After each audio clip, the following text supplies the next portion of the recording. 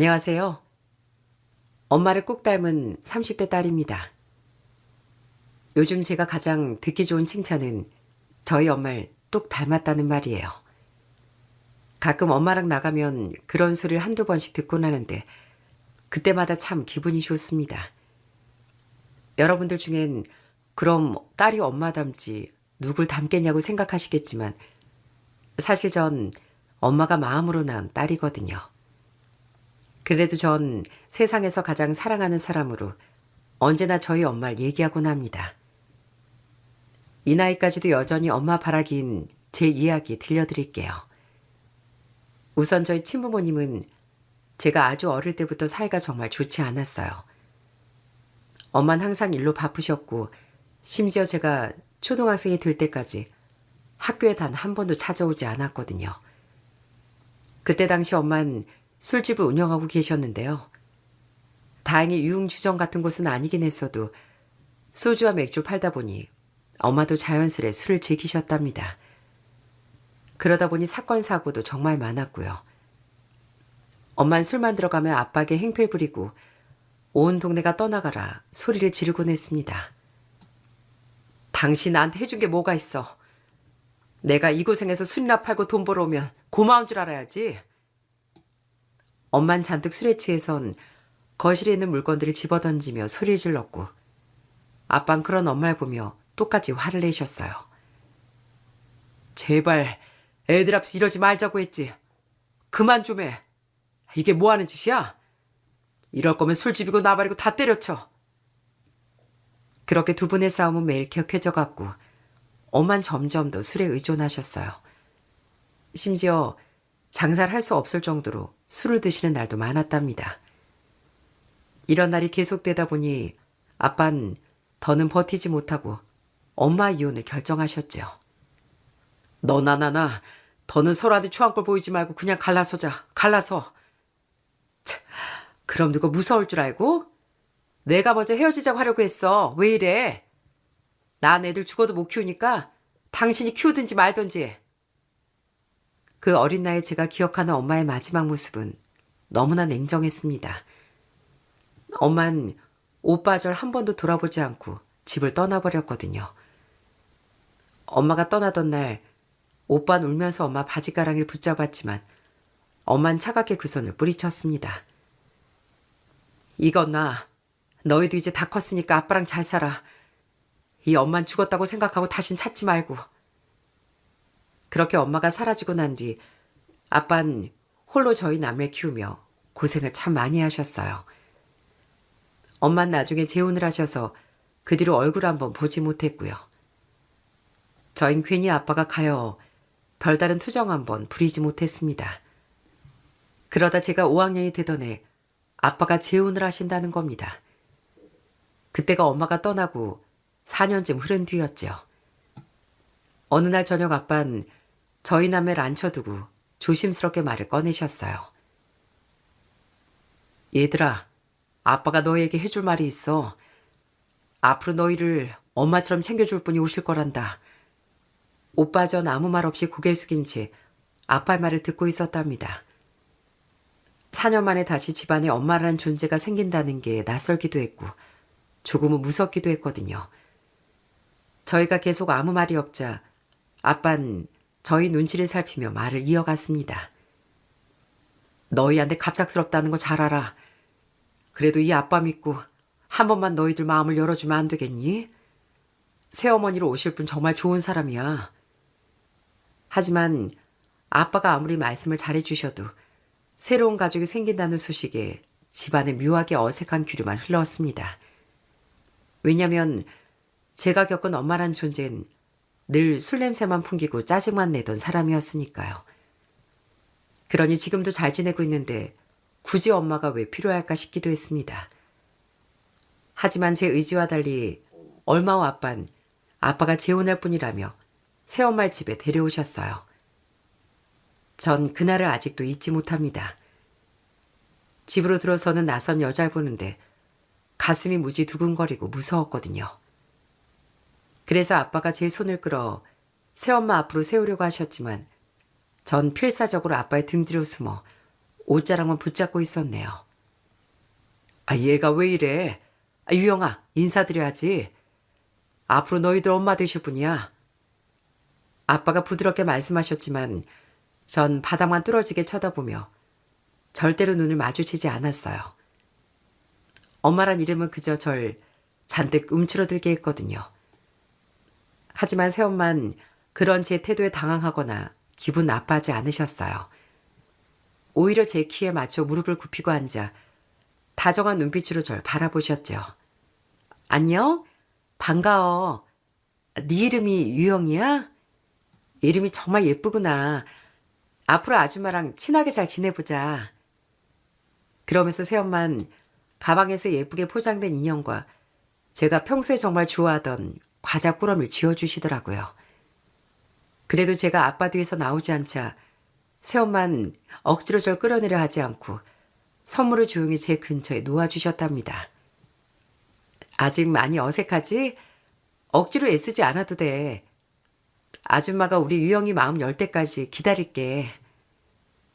새엄만 제 예상과 달리 정말 따뜻하고 좋은 분 같았어요. 하지만 아직 어렸던 전 여전히 마음의 문을 닫은 채 한동안 새엄마를 외면했습니다. 맨날 아빠가 해주시는 맛없는 음식만 먹다 새엄마가 정성껏 차려주신 근사한 식탁을 보고도 전 방으로 쏙 들어가 문을 잠가버렸네요. 그때마다 새엄만 문 밖에서 조심스럽게 노크라며 제가 나올 때까지 기다리고 계셨고요. 그렇게 억지로 밖에 나와도 전 깨작거리며 숟가락만 들고 있다 금방 일어나기 일쑤였죠. 저 입맛 없어요. 그냥 이따 먹을래요. 어머, 그래도 한 숟가락만 더 먹지 그러니. 유영이 네가 좋아하는 계란말이도 했는데. 아니다. 이따가 배고프면 그때 다시 차려줄게. 새엄만 서운한 기색 하나 없이 늘 다정한 목소리로 절 챙기셨습니다. 한 번은 아빠가 분위기를 풀어보겠다고 어린이날에 놀이공원에 가자고 했을 때도 전 방 안에서 꼼짝도 하지 않았어요. 싫어요. 안 갈래요. 저 그런데 유치해서 안 가요. 오빠랑 셋이 다녀오세요. 우리 유영이가 안 가면 이 아줌마도 갈 생각이 없는데? 유영이 멀리 나가는 거 싫으면 집 앞 공원이라도 다녀올까? 이렇게 제가 엄마라고 부르지도 않고 매번 거부만 해도 새엄만 포기하지 않고 저희 남매에게 지극정성을 다하셨답니다. 한 번은 중학교 입학식을 앞두고 제가 교복 치마 길이가 마음에 안 들어 툴툴거리고 있을 때였어요. 그때 새엄만 밤늦게까지 거실불을 켜두고 제 교복을 한 땀 한 땀 손바느질로 고쳐서 마음에 쏙 들게 고쳐주시더라고요. 우리 딸 새 교복 입으니까 정말 예쁘다. 입학 축하해. 이제 중학생이네. 치, 뭐 가만히 있으면 다 되는 중학생인데요. 그래도 교복 고쳐줘서 고마워요, 아줌마. 이후 고등학생이 되어선 공부하느라 늦게 들어오는 날이 많아졌는데 새엄만 제가 올 때까지 한 번도 먼저 잠든 적이 없으셨어요.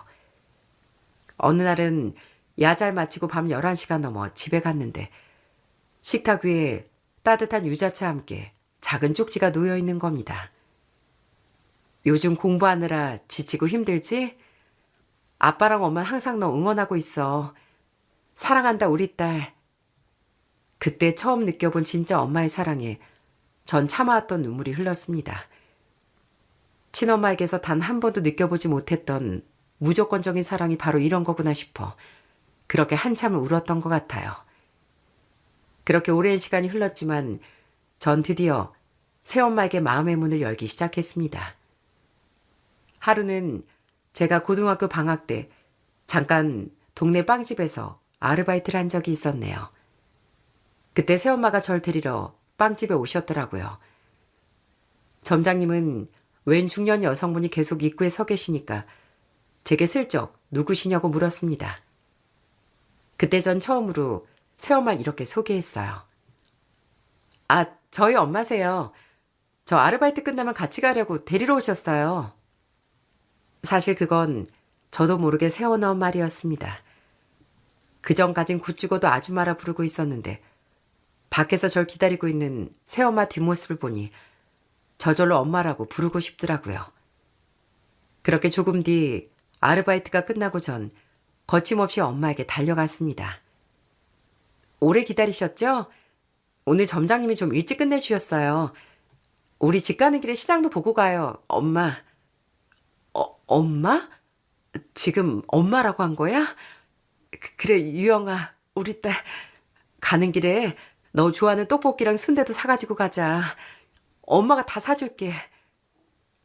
엄마 전 그렇게 조금 먼 길을 돌아 진짜 모녀지간이 되었답니다. 그건 전부 엄마의 무조건적인 사랑과 기다림 덕분이었어요. 가끔 보면 친자식에게도 이렇게까지 못할 것 같은 일을 엄만 스스럼 없이 저희에게 해주셨죠. 엄마의 진심 어린 사랑 덕분에 저와 오빤 상처를 딛고 밝게 성장할 수 있었고 아빠의 관계도 예전보다 훨씬 더 돈독해졌어요. 하지만 예고치 못한 불행은 또다시 저희 가족을 벼랑 끝으로 내몰고 말았습니다. 충격적이게도 제가 22살 되던 해 아빠가 갑작스런 사고로 세상을 떠나신 겁니다. 아빠가 일하시던 공사 현장에서 갑작스런 사고가 일어났고 아빤 손서볼 틈도 없이 영영 저희 곁을 떠나버리고 말았습니다. 언제나 오빠 제게 최선을 다하면서도 항상 미안해만 하셨던 아빠가 저에게 효도 한번 받지 못하고 그렇게 먼 길을 떠나셨죠. 한 번도 상상해 본 적 없는 아빠 장례식장에서 오빠 전 넋이 나가 있었고 새엄만 수척해진 얼굴로 조문객들을 맞이하며 계속 자리를 지켰습니다. 그렇게 무슨 정신인 줄도 모르게 장례를 마치고 돌아온 저희에게 아빠 빈자리만큼이나 무거운 정적이 감돌았어요. 전 조심스레 엄마의 눈치를 살피며 물었습니다. 엄마, 이제 아빠도 안 계시는데 혹시 저희랑 헤어지는 거예요? 저희만 두고 어디 가시는 거 아니죠? 그때 엄만 처음으로 언성을 높이며 단호하게 말씀하셨어요. 너 지금 무슨 소리라는 거니? 내가 너희 엄마한테 가긴 어딜 간다는 거야? 너희 아빠 없다고 해서 우리가 남남이 되는 건 아니야. 너희 누가 뭐래도 내 자식이고 내 새끼들이야. 다신 그런 소리 하지 마. 엄만 그날 이후 아빠를 대신해 가족의 생계를 책임지셨답니다. 저희 엄마 워낙 손맛이 좋은 편이라 어렵게 돈을 마련해 작은 식당을 차리셨는데 특히 엄마가 끓여주는 동태찌개는 국물 맛이 기가 막히기로 동네 아주 소문이 자자했어요. 엄만 새벽부터 시장에 나가 싱싱한 동태를 골라오고 밤늦게까지 쉼없이 일하셨습니다. 엄마, 오늘 손님 너무 많아서 힘들었죠? 이제 그만 들어가 쉬어요. 제가 마무리하고 들어갈게요. 아니야. 우리 딸 들어가서 공부나 해. 너 대학 등록금 마련하려면 엄마가 조금만 더 고생해야지. 엄만 하나도 안 힘드니까 걱정하지 말고. 엄만 정말로 한여름에도 뜨거운 불 앞에서 동태찌개 끓인 돈으로 오빠 제 대학 등록금을 마련해 주셨어요. 우리 아들 딸 남부럽지 않게 공부시키겠다고 아빠랑 약속했어. 엄만 그 약속 꼭 지킬 거야. 이렇게 친엄마도 하기 힘들었을 그 많은 고생을 엄만 오직 사랑 하나로 견뎌주셨네요.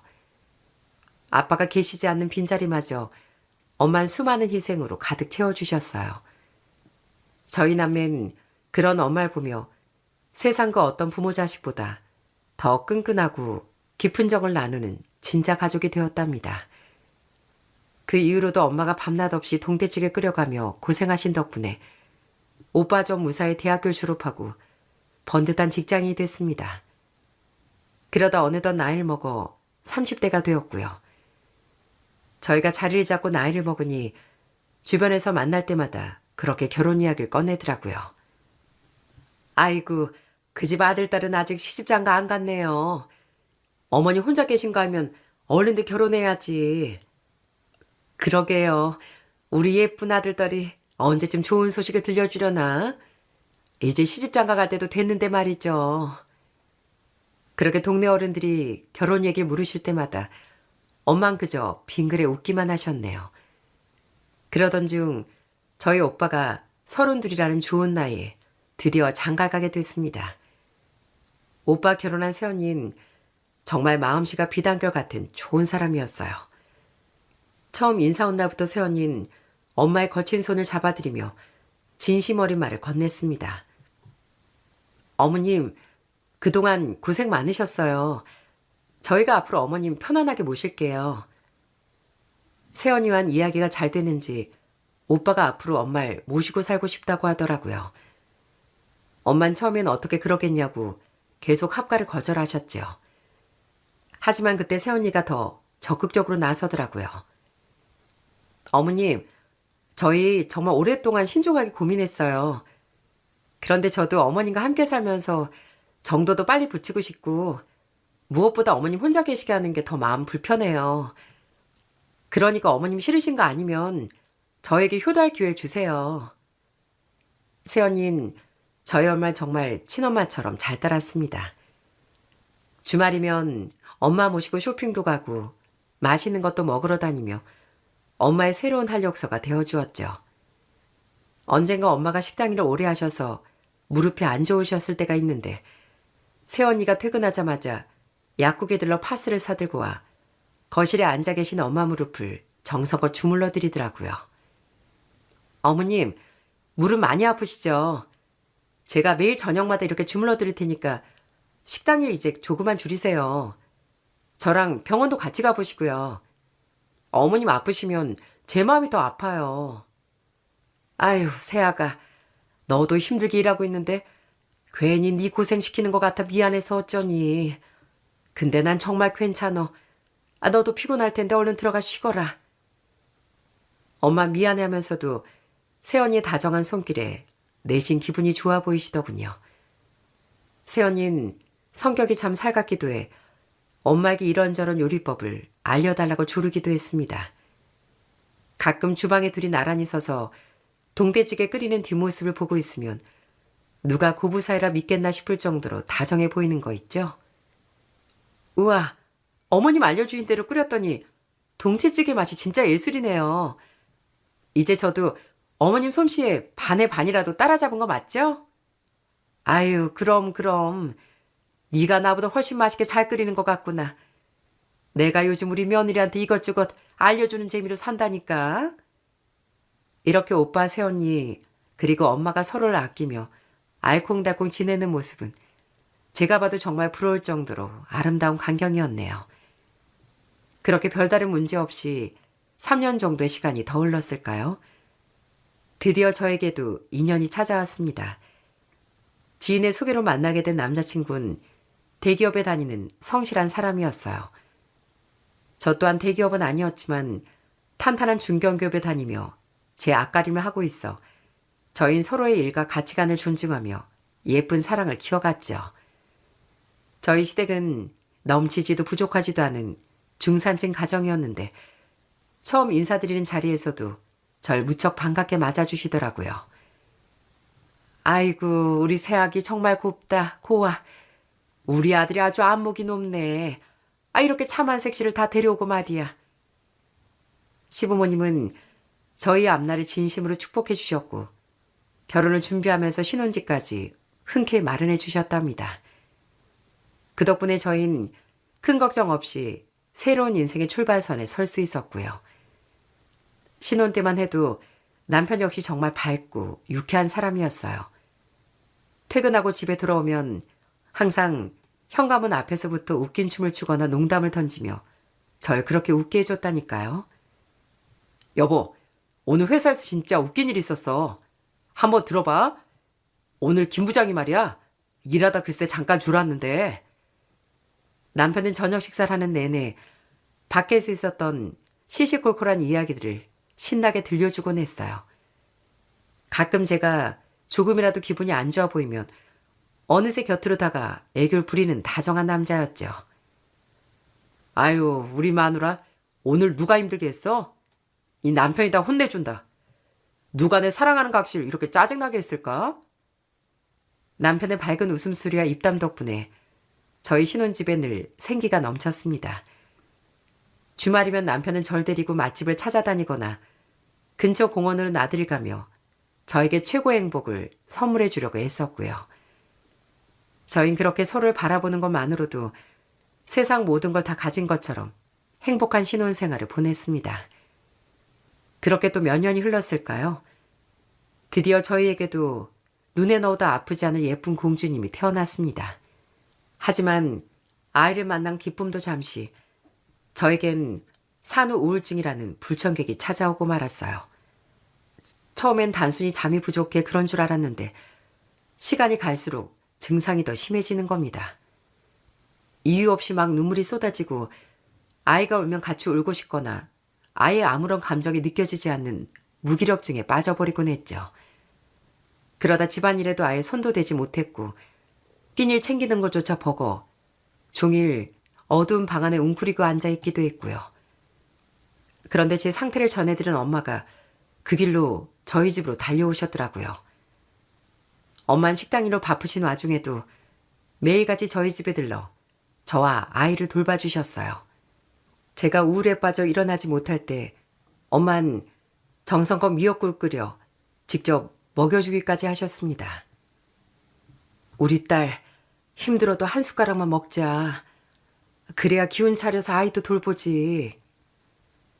뿐만 아니라 엄만 절 대신에 딸아이를 능숙하게 씻겨주시고 밤새 못 자는 절 대신에 아이를 업어 키우다시피 하셨어요. 기저귀를 갈아주고 젖병을 삶는 사소한 일부터 집안 청소까지 엄마의 손길이 닿지 않는 곳이 없었죠. 엄마, 내가 엄마한테 너무 짐이 되는 것 같아요.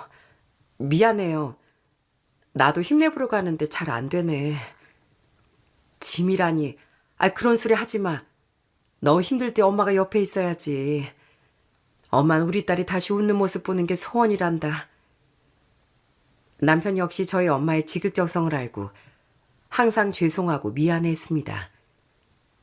장모님, 정말 감사합니다. 장모님 아니었으면 저희 정말 힘들었을 거예요. 이걸 적지만 제 정성이에요. 용돈으로 쓰세요. 남편이 죄송하다며 봉투를 건네자 엄만 화를 내다시피 하며 거절하셨어요. 내가 내 자식 힘들어서 도와주는 건데 무슨 돈이야. 이건 너희 생활비 보태 써라. 난 식당에서 버는 돈으로도 충분해.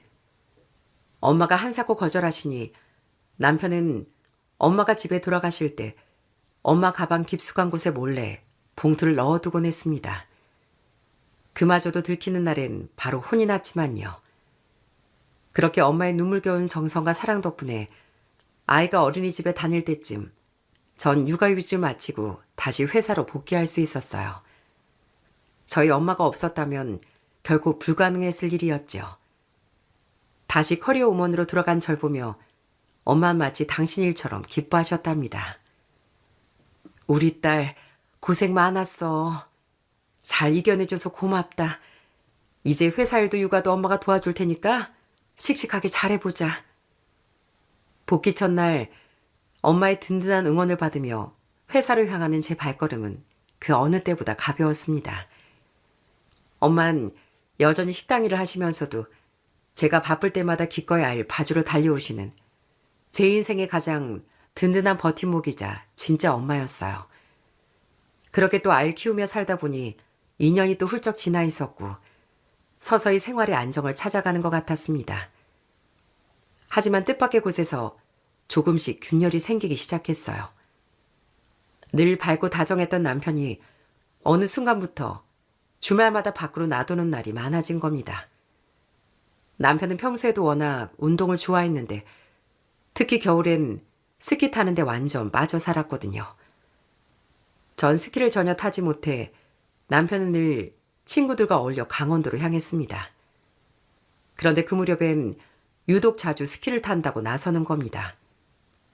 여보, 나 이번 주말에 친구들하고 정선에 있는 스키장 좀 다녀오면 안 될까? 요즘 눈 상태가 그렇게 좋다네. 이럴 때 안 타면 두고두고 아쉬워서 안 돼. 남편은 주말만 되면 스키 장비를 챙겨 절 설득했습니다. 제가 싫은 기색이라도 보이면 남편은 금방 갔다 오겠다고 절 안심시키더라고요. 가서 꼬박꼬박 영상통화할게. 친구들이랑 스키만 타고 올 건데 뭐가 걱정이야. 실제 남편은 스키장에 도착해서도 친구들과 밥을 먹으면서도 수시로 영상통화를 걸어오더라고요. 화면 속 남편은 늘 즐거워 보였고 주변 친구들도 보여 저는 전혀 의심하지 않았네요. 하지만 그런 외출이 매주 반복되자 제 마음속에도 조금씩 의심이 쌓여갔습니다. 무엇보다 가장 큰 문제는 경제적인 부분에서 터져나왔어요. 어느 달부턴가 남편이 월급을 생활비 통장에 넣질 않는 겁니다.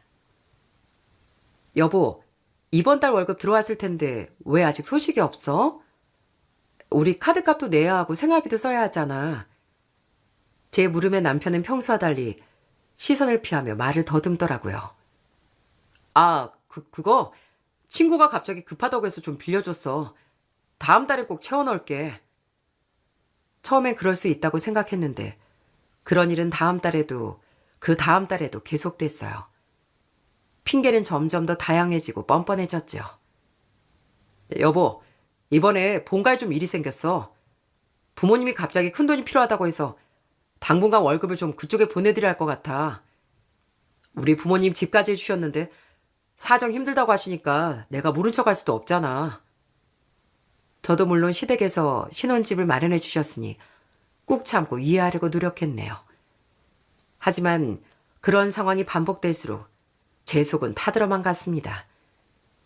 저 혼자 버는 돈으로 겨우 생활을 꾸려나가는 것도 한계에 다다랐고요. 그런데 적반하장이라고 어느 순간부터 남편의 감정 기복도 점점 심해지는 겁니다.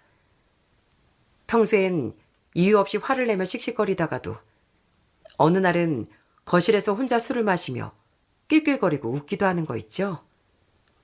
당신 무슨 좋은 일 있어? 혼자 왜 그렇게 웃어? 아무것도 아니야. 그냥 기분이 좋아서 그래. 당신도 이리 와서 한잔 할래?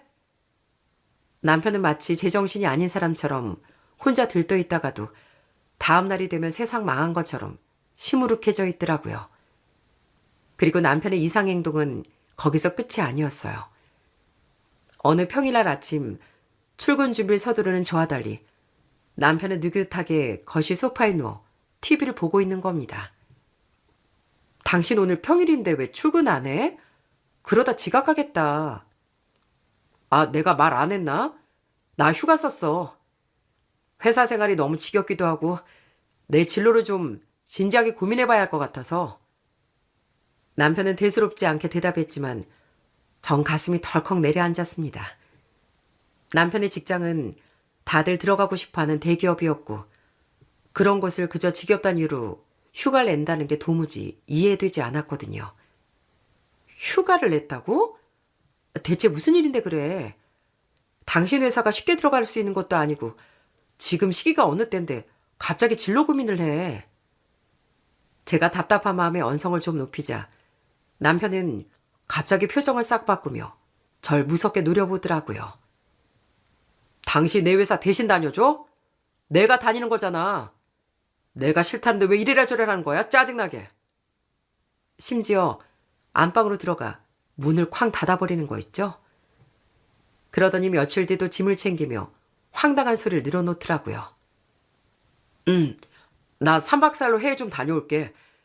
요즘 너무 답답해서 바람 좀 쐬고 와야 살 것 같아. 갑자기 무슨 해외? 무슨 말도 안 되는 소리를 해. 당장 우리 생활비도 없는데 어딜 간다는 거야. 절대 안 돼. 제가 앞을 가로막으며 말렸지만 남편은 제 말을 귓등으로도 듣지 않았습니다. 남편은 절 밀치곤 짐가방을 챙겨 그대로 집을 나가버렸죠. 그때 얼마나 황당하던지 제가 알던 사람이 맞나 싶었어요. 그렇게 남편이 제 멋대로 행동하는 날들이 4개월이나 이어졌고요. 그 뒤로도 남편은 대화를 거부했고 제가 진지하게 이야기를 좀 하자고 붙잡아도 귀찮다는 듯 뿌리치기 일쑤였네요. 그러다 결국 우려했던 일이 터지고 말았습니다. 글쎄 남편이 정말로 회사를 그만둔 겁니다. 당신 진짜 미쳤어? 그 좋은 직장을 상의 한마디 없이 그만두면 어떡해. 앞으로 우린 어떻게 살라고. 제발 그 잔소리 좀 그만해. 내 인생이야. 간섭 좀 하지 마. 우리 엄마도 가만히 있는데 왜 네가 난리야? 도대체 남편에게 무슨 일이 생긴 건지, 왜 저렇게 사람이 변해버린 건지 알 길이 없어 저는 미칠 것만 같더라고요. 주말마다 스키장 가고 월급 빼돌리고 이젠 아예 멀쩡한 직장까지 때려친 남편을 대체 어떻게 감당해야 하나 싶었어요. 그런데 남편의 숨겨둔 비밀은 생각지도 못한 곳에서 아주 우연한 계기로 밝혀지게 됐습니다. 남편이 변하기 전까지만 해도 저는 남편 친구들과 종종 어울렸거든요. 그중에 남편의 가장 친한 친구인 성현 씨는 부친성도 좋고 성격도 유쾌해 서로 부부 동반으로 캠핑도 가고 종종 밥을 먹기도 했습니다. 그런데 어느 날 성현 씨에게서 남편과 연락이 닿지 않는다는 다급한 전화가 걸려온 거예요. 여보세요? 재수 씨, 저 혜식이 친구 박성현인데요. 아, 네, 오랜만이에요, 성현 씨. 근데 무슨 일 있으세요? 아니, 혜식이 놈이 며칠째 연락이 안 돼서요. 혹시 집에 무슨 일 있는 거 아니죠? 그때 성현 씨 목소린 몹시 떨리고 격앙돼 있더라고요. 저는 속상한 마음에 남편의 최근 행동들에 대해 슬그머니 이야기를 털어놨습니다. 저도 그이가 갑자기 왜 그런지 모르겠어요. 성현 씨 뭐 아는 거 있으세요? 갑자기 뭘 잘못 먹은 것도 아니고 생전 안 그러던 사람이 아주 딴 사람이 된 것 같다니까요. 그러자 성현 씨는 한참을 망설이다 한숨을 푹 내쉬며 갑자기 이런 말을 꺼내더군요. 재수 씨, 제가 이런 말 해도 될지 모르겠는데 저도 진짜 혜식이 때문에 죽겠어요. 저 지금 그 자식 때문에 제 아내한테도 이혼당해 생겼어요. 네? 이혼이라뇨? 그게 무슨 소리예요? 저는 가슴이 철렁 내려앉았어요. 성현 씨는 잠시 또 망설이더니 믿기 힘든 말을 이어갔습니다. 사실 혜식이 그놈 요즘 도박에 빠져 있는 거 아세요? 도박이요? 아니, 그 사람 고스톱도 못 치는 사람인데 갑자기 무슨 도박이에요? 내 말이요. 갑자기 무슨 바람이 불었는지 도박에 빠져서 지금 주변에 돈까지 다 빌려놓고 아주 배째란 식으로 나오고 있어요. 저한테 빌려간 돈만 해도 벌써 3천만 원이 넘어요. 게다가 퇴직금까지 미리 다 정산해서 회사도 이미 그만뒀다고 하더라고요. 저는 머리를 강하게 얻어맞은 것 같은 충격에 자리에 주저앉고 말았습니다. 성현 씨 말에 따르면 남편은 출근한다고 거짓말하고 매일같이 강원도로 갔던 모양입니다. 우리나라에서 유일하게 내국인이 합법적으로 도박할 수 있는 카지노가 강원랜드라는 곳인데 남편은 거기에 완전히 중독되어 있었던 거죠. 서울에서 강원도 정선까진 차로 2-3시간, 왕복으로 5시간이 넘는 거리인데 남편은 그 장거리를 매일같이 오가며 도박에 아주 인생을 걸고 있었던 거죠. 어쩐지 야근한다고 늦게 들어오던 날이 많아졌던 이유가 바로 그 때문이었던 겁니다. 갑자기 답답해서 해외여행을 다녀오겠다는 것도 사실은 해외 카지노를 들락거리기 위한 핑계였을 뿐이었고요. 회사에서도 무단결근이 잦아지니 사실상 쫓겨나다시피 그만두게 된 것이었고 남편은 그 사실을 감쪽같이 숨긴 채 퇴직금까지 몽땅 도박판에 쏟아부었나 봅니다. 정말 제 모든 믿음이 산산조각 나는 순간이었어요. 전 그자 정신이 번쩍 들어 남편 지인들에게 연락을 돌려봤습니다. 그랬더니 남편이 이미 지인들에게 빌린 돈이 1억이 넘더라고요. 신용대출도 한도 끝까지 받은 상태였고요. 가만히 생각해보니 남편이 어느 날은 미친 사람처럼 웃고 또 어느 날은 혼자 술을 마시며 신경질을 냈던 이유가 다 카지노에서 돈을 땄냐 이러냐에 달려 있었던 거였죠. 저는 불도 켜지 않은 집에서 남편이 오기만을 기다렸네요. 그리고 늦은 밤이 돼서야 드디어 남편이 집에 기어 들어왔더라고요. 전 눈에 초점조차 잃어버린 남편을 붙들고 물었습니다. 당신 지금 어디 갔다 와? 나 다 들었어. 당신 요즘 도박하러 다닌다며? 진짜 제정신이야? 어떻게 나한테 출근한다 거짓말까지 하면서 거길 다녀? 시댁 생활비 보낸다는 말도 다 도박 자금이었지? 그러자 흠칫 놀란 남편이 오히려 적반하장으로 소리를 지르는 겁니다. 아, 그건 너 어떻게 알았어? 나도 솔직히 말해서 내가 지금까지 이룬 돈 절반이라도 찾고 싶어 그랬어. 나도 열심히 살아보려고 발버둥 친 거라고. 근데 왜 나한테만 난리야? 내가 지금 얼마나 힘든데. 자기 잘못은 조금도 생각하지 않는 남편의 모습에 저는 치가 떨렸습니다. 하지만 더 충격적인 사실이 절 기다리고 있었네요. 알고 보니 시모가 마련해 주신 신혼집을 담보로 몰래 대출까지 풀로 받았다는 걸 알게 된 거죠. 결혼 생활 2년 동안 남편이 도박으로 날려버린 돈은 무려 5억 원이 넘더라고요. 전 만져보지도 못한 돈이 한순간에 공중분해된 거였죠. 전 일단 날뛰는 제 심장을 부여잡고 어떻게든 남편을 타일러 보려고 했어요. 여보, 지금이라도 우리 도박 끊자. 나랑 같이 중독 상담이라도 받아보자. 당신 다시 일어설 수 있어. 내가 옆에서 도와줄게. 하지만 남편의 대답은 제 마지막 희망마저 짓밟아 버렸습니다. 알았으니까 내가 지금 잃은 돈이 딱 5억이잖아. 이거 딱 3배만 따고 진짜 그만둘게. 그땐 다시 직장도 구하고 열심히 일하면 되잖아. 말귀도 안 통하고 책임감도 없는 남편을 보자니 더는 결혼 생활을 유지할 자신이 없더라고요. 그때부터 전 제가 번 돈으로 생활비와 아이 키우는 비용을 감당하며 각자 도생의 길을 걷기 시작했어요. 밥도 각자 차려 먹자고 하자 남편은 매일같이 배달 음식을 시켜 먹으며 폐인처럼 지내더라고요. 그러다 보니 명절에도 시댁에 가고 싶지 않았습니다. 뭐 갈 이유도 없었고요. 그러자 시모가 왜 명절에 안 오느냐며 물으시더라고요. 어머님, 그건 어머님 아드님한테 직접 물어보세요. 제가 왜 못 가는지요. 전 일단 그렇게만 말하고 전화를 끊어버렸어요. 평소 시몬 자기 아들이 대기업에 다닌다는 자부심이 대단하셨고 저만 보면 남편 밥 꼬박꼬박 챙기라고 잔소리를 늘어놓던 분이었거든요. 본인 아들 살이 조금만 빠져 있어도 절 아주 잡아먹을 듯 해하셨고요. 그런데 제가 명절이든 생신이든 연락도 없고 찾아오지도 않자 시몬 아주 절 잡아먹지 못해 난리가 났습니다. 심지어 결국 참다 못한 시모가 저희 집으로 들이닥쳤더라고요. 시모는 현관문을 열고 들어오자마자 저와 남편을 보고 고함을 지르셨어요. 아니, 우리 귀한 아들 얼굴이 왜 이래? 얘가 아주 반쪽이 됐네. 너, 네 남편 밥도 안 차려주는 거야? 혜식이 넌 왜 그러고 있어? 밥을 먹어야지 왜 컵라면을 먹어? 사실 그때 남편의 몸무게가 불과 몇 달 만에 13kg가 넘게 빠져 70kg 초반의 앙상한 몰골을 하고 있었거든요. 마침 또 남편이 거실 바닥에 앉아 컵라면을 먹고 있기도 했고요.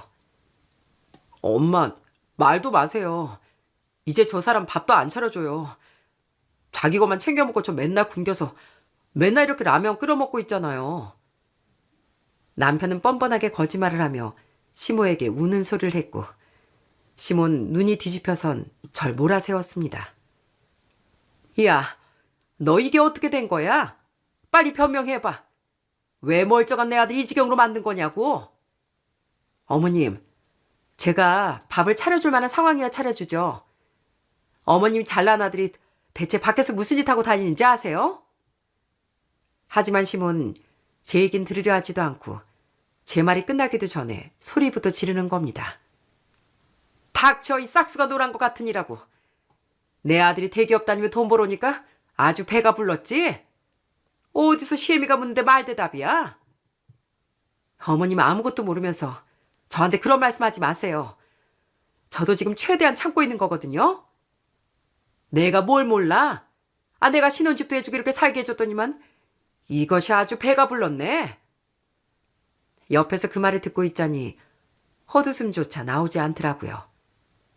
시몬 분이 안 풀리는지 씩씩대더니 오늘 밤은 여기서 자고 가겠다고, 자기 아들 기력을 보충해줘야 한다고 소고기 사러 장을 보러 나가는 겁니다. 그렇게 두 사람이 나가버리고 전 이게 꿈인가 싶어 멍하니 앉아 있었네요. 그런데 그때 마침 저희 친정엄마에게 전화가 걸려왔습니다. 딸, 요즘 별일 없지? 내일 모레 우리 딸 생일이잖니. 엄마가 갈까? 아니면 네가 올래? 엄마가 우리 딸 좋아하는 맛있는 거 해주고 싶네. 엄마의 그 따뜻한 목소리를 듣는 순간 전 참아왔던 눈물이 터져 나왔어요. 그러면서 저도 모르게 엉엉 울며 엄마에게 그동안 있었던 일들을 전부 쏟아냈죠. 엄만 제 울음소리에 놀라시더니 아주 단호하게 말씀하셨습니다. 뭐? 아니, 그런 일이 있었다고? 딸, 울지 마. 엄마가 지금 바로 갈게. 기다려. 엄만 저희 집에서 1시간 거리에 살고 계셨지만 마치 날아오신 것처럼 금방 현관문을 두드리셨죠. 그때 마침 장을 봐온 시모가 주방에서 소고기를 굽기 시작했을 때였어요. 아들, 앞으로 라면 먹지 마. 엄마가 소고기 사왔으니까 고기 반찬에서 든든하게 먹어. 시모가 저는 투명인간 취급하며 남편 앞에 고기를 수북히 쌓아주고 있을 때 마침 그때 저희 엄마가 현관문을 열고 들어오셨어요. 아니, 사부인, 이 시간에 여기 뭐하러 오셨습니까? 연락도 없이. 평소에도 이렇게 자주 드나드세요? 내가 뭐 못 올 때 왔습니까? 내 딸 생일이라 얼굴 좀 보러 왔습니다. 아무리 그래도 그렇죠. 여긴 내가 해준 우리 아들 집인데 사부인 이렇게 허락도 없이 오시면 안 되는 거 아닌가요? 시모가 거드름을 피우며 아들 집이라는 걸 강조하자 저희 엄만 웃으며 대꾸를 하시더군요. 아들 집이요? 아니 사돈, 이게 어떻게 아들 집입니까? 이거 은행집이에요, 은행집. 아니 그게 무슨 소리예요? 내가 분명 대출 하나 없이 해준 집인데 무슨 은행집이요? 아이고, 아직도 모르셨구나. 그 잘난 아드님이 도박으로 돈을 다 해드셔서 이 집 아주 풀로 대출 받아서 지금 매달 이자도 못 내서 압류당하게 생겼어요. 그것도 모르고 소고기가 목구멍으로 넘어가십니까? 그 순간 시모의 손에서 젓가락이 툭 떨어졌어요. 남편은 아무 말도 못하고 고개만 푹 숙이고 있었고요. 그때 저도 드디어 참지 않고 남편의 실체를 하나하나 나열했습니다. 저기요, 지금부터 잘 들으세요. 당신 아들이 어떤 놈인지 말씀드릴 테니까요. 첫째로 이 사람 매일 출근한다고 거짓말하면서 강원랜드 가서 도박하는 시간 다 보냈고요. 둘째, 그 큰돈을 몽땅 도박판에 쏟아부었어요. 셋째, 주변 친구들한테 빌린 돈만 1억이 넘어가고요. 그리고 마지막으로 가장 결정적인 건 어머니 해주신 이 집을 담보로 대출까지 받아서 5억이 넘는 돈을 도박으로 다 날렸다는 거예요. 어머님 이 중에 하나라도 알고 계셨나요? 하지만 더 기막힌 상황은 그 다음이었네요. 보통의 부모라면 자식이 그런 큰 잘못을 저질렀을 때 자식을 나무라거나 며느리에게 미안해 고개를 들지 못하는 게 정상이잖아요. 그런데 시몬 잠시 정신을 놓은 듯 하더니 잠시 오히려 남편의 어깨를 토닥이며 황당한 소리를 늘어놓는 겁니다. 아들, 괜찮어. 남잔 살면서 한 번쯤 실수할 수 있는 거야. 그럴 수 있어. 이번 일을 좋은 교훈으로 삼고 이제부터 안 하면 되는 거야. 그러더니 시몬 갑자기 절 쏘아보며 제게 화살을 돌리는 거 있죠? 하여튼 네가 문제야, 네가. 도대체 넌 집에서 내조를 어떻게 했길래 내 아들이 그 지경이 되도록 몰랐니? 집안에 여자가 잘 들어야 한다더니 네가 잘못 들어서 우리 아들 인생이 이 모양 이 꼴이 된 거 아니야? 그런데 정말 놀랍게도 그 순간 시모가 손을 올려 제 뺨을 올려 붙이는 겁니다. 전 잠시 휘청이다 이내 옆에 서 있던 남편의 뺨을 올려 붙였어요. 그래도 차마 어른이 시모의 뺨은 때릴 수 없겠더라고요. 저희 엄마는 깜짝 놀라며 절 품에 안으셨답니다. 당신 미쳤어? 감히 내 앞에서 내 딸 얼굴에 손을 올려? 당신 아들 만행 아직 끝이 아니야. 당신 아들 대기업 그만둔 지 벌써 2달도 넘었어. 무단 결근으로 잘린 건지 지발로 나간 건지 모르겠지만 퇴직금까지 이미 도박으로 다 날렸다고. 뭐요? 대기업을 그만둬? 혜식아, 이게 정말이야? 진짜냐고? 시모가 남편을 잡고 흔들자 남편은 기어 들어가는 목소리로 맞아요라고 겨우 대답하더군요. 그 순간 시모의 얼굴이 순식간에 사색이 되었고요. 야, 이놈아. 내가 너 대기업 보내려 그 고생을 해서 학원 보내고 가해시키고 어떻게 키웠는데 이놈아. 그리고 잠시 후 정말 배꼽 잡을 광경이 펼쳐졌습니다. 아까까지만 해도 괜찮다며 남편 놈을 다독이던 시모가 갑자기 남편의 머리채를 한 손으로 휘어잡은 겁니다. 야, 이놈아. 죽자. 그냥 같이 확 죽어. 내가 뼈 빠지게 모아 겨우 집해줬더니 그걸 고스란히 다 날려먹어? 이 천불이 날 놈아. 시몬 제정신이 아닌 사람처럼 남편의 등짝을 후려치며 머리카락을 쥐고 흔들더라고요. 남편은 소고기 접시 위로 고꾸라지며 막 소리를 질렀고 엄마 전 그 아수라장을 지켜보기만 했습니다. 도대체 그 돈을 어디다가 다 써버렸다는 거냐? 말해봐. 네 입으로 말해봐, 이놈아. 엄마. 이거 좀 나아요. 말하면 되잖아요. 카지노요. 강원랜드 카지노요. 뭐 카지노? 아휴. 우리 집안에 노름하는 사람이 하나 없었는데 그걸 어디서 배워서 지고서 이 모양으로 만들어? 아휴. 너 때문에 못 살겠다, 이놈아. 차라리 같이 죽자. 죽어. 시몬 제정신이 아닌 사람처럼 남편을 쥐어박으며 바닥을 굴렀습니다. 아들이 어릴 때부터 공부도 잘하고 우리나라 최고 대기업에 다닌다며 그렇게 온 동네 자랑을 늘어놓던 그 자부심이 한순간에 다 무너진 거죠. 금쪽 같은 아들에게 있는 돈을 다 털어 마련해준 신혼집이었을 텐데 그 집을 남편은 단 2년 만에 도박판에서 침 몇 개로 바꿔 날려버렸습니다. 나중에 알고 보니 남편이 처음 도박에 발을 들인 건 그렇게 좋아하던 스키장 때문이었더라고요. 강원랜드 근처 스키장에 놀러갔다 호기심에 들어간 카지노에서 조금 딴 돈맛에 중독되어 버린 거죠. 그 쾌락을 잊지 못해 매일같이 서울과 강원들 오가는 장거리 도박을 일삼으며 지인들에게 빌린 돈과 퇴직금, 집담보대출까지 몽땅 쏟아부은 것이었고요.